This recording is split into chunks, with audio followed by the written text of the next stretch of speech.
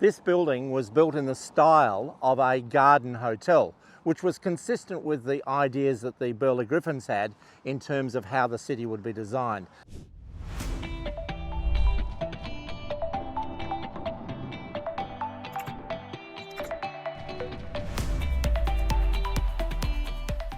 Okay, here I am at the Hotel Kurrajong, and the Hotel Kurrajong is one of my favourite hotels in Canberra for a whole lot of really different reasons.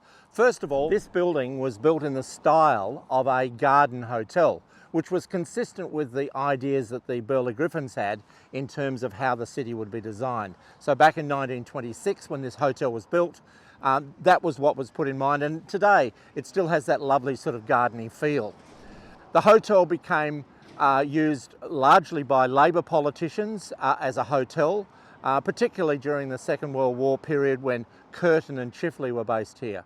When Chifley went on to become Prime Minister, he actually used this hotel as his residence. He didn't move into the lodge.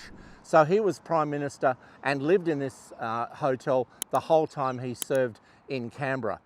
After he lost his prime ministership and he was opposition leader, he continued to stay on in this hotel, and sadly one evening on the 13th of June 1951 he had a massive heart attack in one of the rooms upstairs and died before he could reach the ambulance down in the portico below.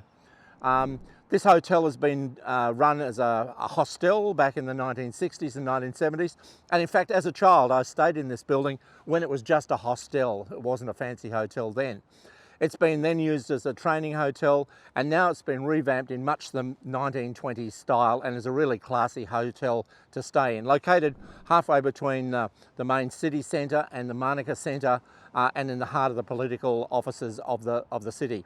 Fabulous place, Hotel Kurrajong. Of course, Kurrajongs are one of the local trees, that's where it gets its name, and a fabulous hotel with a fabulous history. I hope you've enjoyed this clip, and look, Canberra Guided Tours runs fantastic trips all around the Canberra district. If you've liked what you've seen, we do stories about people, we do stories about places, we do stories about fascinating buildings. So please come to Canberra. When you're here, check out Canberra Guided Tours, and we'd love to see you along on one of our trips one day. Thank you.